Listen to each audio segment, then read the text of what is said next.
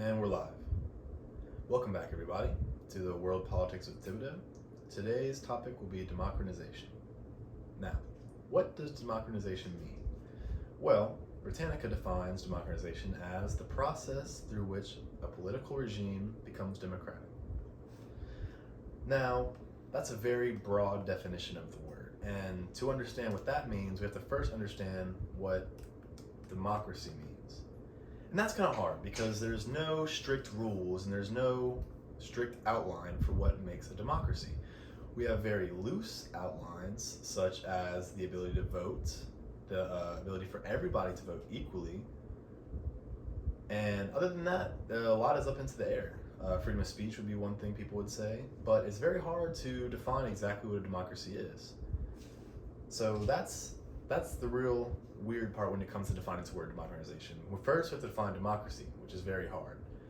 And then you have to decide whether or not a country has become a democracy or it hasn't, because you could start off as communist, then move closer to a democracy but not quite be there, and then do we now consider this country democracy, or do we consider it some kind of hybrid between communism and democracy? It's a weird thing that scholars haven't quite figured out, but we've come to a somewhat agreement on democracy being the right to vote, and we have, scholars that look at these things and decide whether or not you're democracy or not. But for the purposes of today's video, democratization is, simply put, the transition from another type of government to a democracy. Now, how does democratization happen? Well, let's look at an example.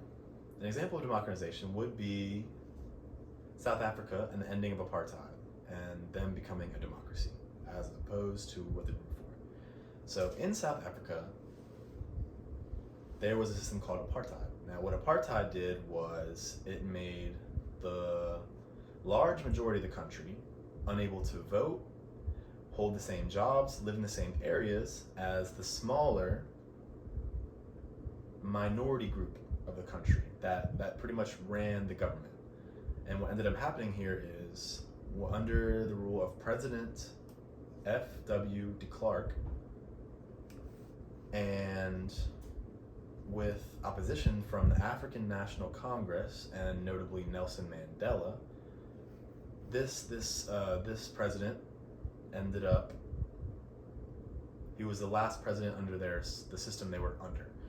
And going forward, thanks to the actions of Nelson Mandela, which involved him going to jail for a very long time, refusing offers to be set free from jail under certain conditions that he did not find favorable for him or his country, and when he was finally set free and did become president, he turned South Africa into a democracy.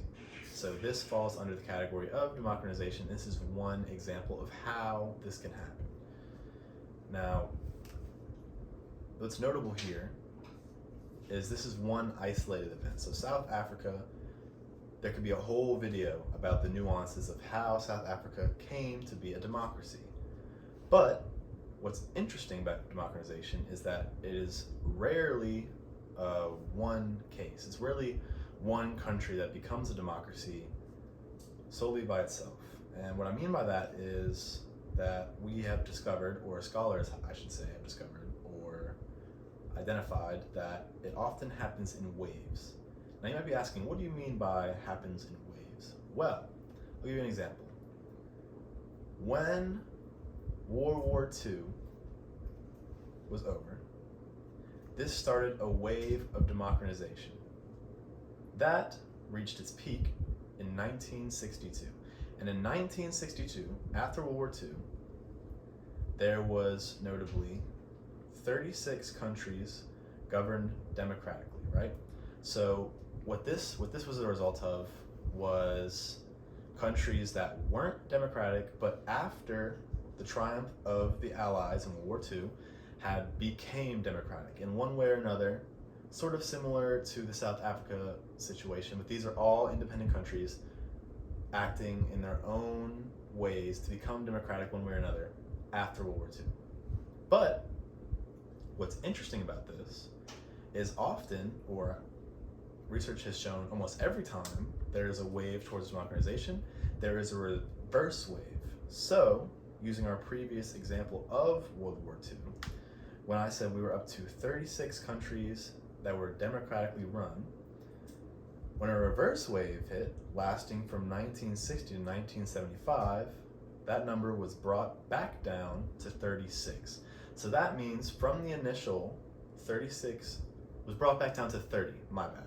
So that means from the initial 36 countries that were that